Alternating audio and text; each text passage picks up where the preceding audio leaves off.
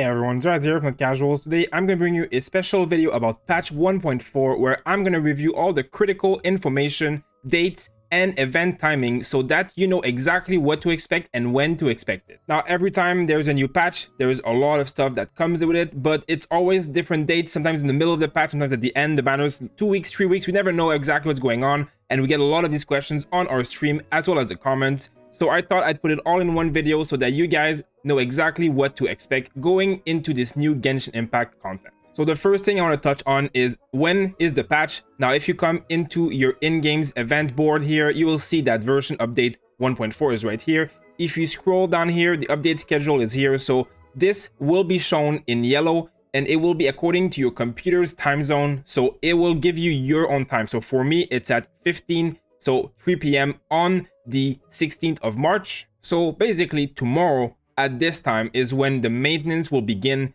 It will last for 5 hours, sometimes a little bit less, sometimes a bit longer. And that will mean that basically at 8 p.m. my time tomorrow, I should be able to get into the game with the new patch.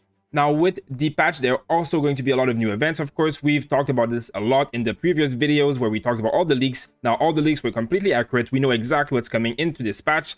And you will see that if you go down in this page, it will tell you exactly when this new flagship event will start. So the duration will be from the 19th of March up to the 5th of April for the gameplay of the event. And then the shop will be the same day starting and then will last an extra week for you to purchase all the rewards. So we will not be seeing any of these new events until the 19th of March. So a few days later than the update. If you scroll down a little bit more, you'll see here all the acts. So it's going to be very similar to the Lantern Festival, just with a different theme and a different skin. You will see that all of the acts events are going to be written here. So for example, like last time people were asking, when can I get the free character, the free 4-star, all that stuff? Well, it wasn't until the last act of that event. So if there is some of this kind of stuff locked again behind some of these events, you will know exactly when to expect. So the 19, 22, 25, and 28 is when. So basically 3 days apart are all the events. So make sure to keep that in note if you are wondering when you're going to get access to some of this content.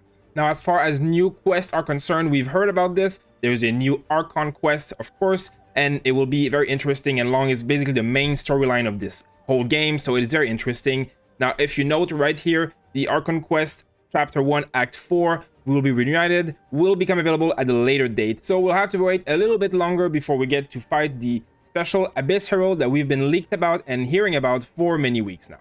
Also note that as the Windbloom Festival will start, we will be getting 8 new world quests available. So these are very interesting, of course, because they'll be different than the world quests we've been doing for 6 months now. And they will be only available during this event until the 5th of April. So make sure to log in and do your daily stuff, as you will have some new stuff and probably a little bit of surprises here and there.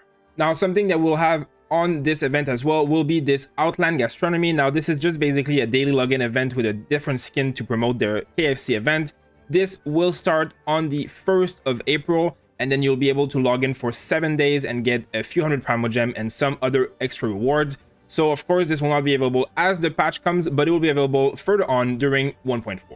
Now, talking about what everybody's interested in, of course, the banners, the only real new content in the game. You will, of course, be getting Venti banner, which is a rerun banner of the first character ever released in Genshin Impact. Now, Venti banner will introduce Sucrose, Razor, and Noelle. Now, this is nothing new. We've seen this a few days ago, but it is interesting here to note that this banner will last 3 weeks as previously. So we will not have 2 weeks banner like we had in 1.3. This is going to be a full 3 weeks of this banner, and then followed on by the child banner for a full 3 weeks. Now, the Rosaria character will be coming out in the child banner. So on 0406, after this banner, probably a few hours later, is when Rosaria will be coming. So for those wondering, this is the answer. At the same time, we have also a new weapons banner, which is obviously very interesting for those of you who are rich. Now you will see that there's a new bow here. Now this bow is energy recharge as well as a very special effect.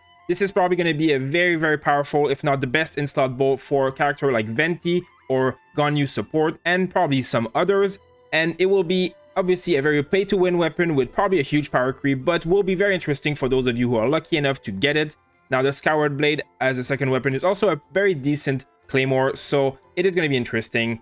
Now, in the 4-star weapons, it seems like we're going to be introduced with a few new weapons, including the Alley Flash. Now, these are going to be very, very powerful 4-star weapons. We've covered them previously, but you can find all the information on these weapons already leaked on the internet, especially on Honey Hunter. So make sure to check that out if you're interested. And again, this event will last exactly the same as a Venti banner. So we will have one weapon and one character banner for 3 weeks, and then another character banner and another weapon banner for 3 weeks afterwards. So back to the usual stuff that we were used to before patch 1.3.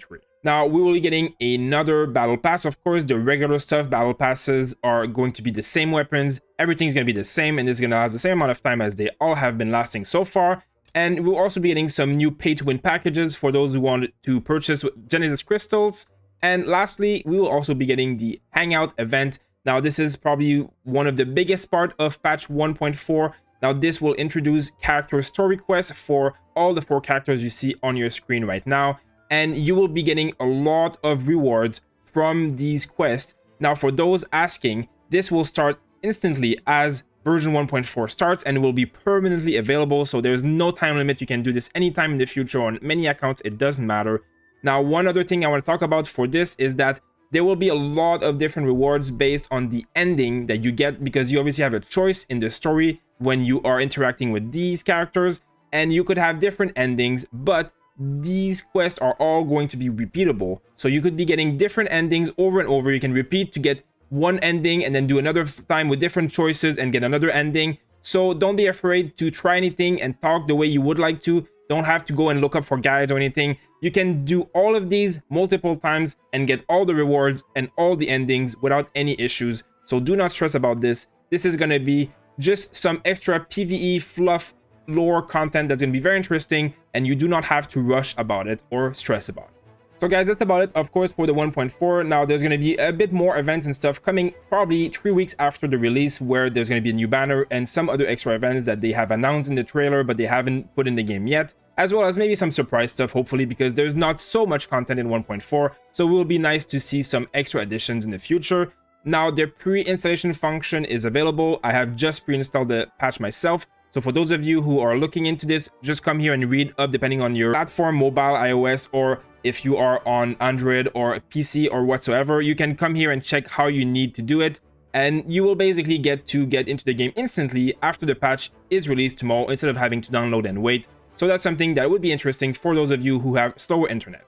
Also, make sure to click on this link and go on this link here for the invitation to Windbloom preview page. Now, there's not much on here that you don't know, but it has a nice graphic and recap, as well as information on what's coming in 1.4. So some of what I just covered in this video, you will have in here with a bit less details, but could be interesting to have a recap, as well as you can get 10,000 more by visiting the website and sharing the page. So make sure to check it out if you're interested.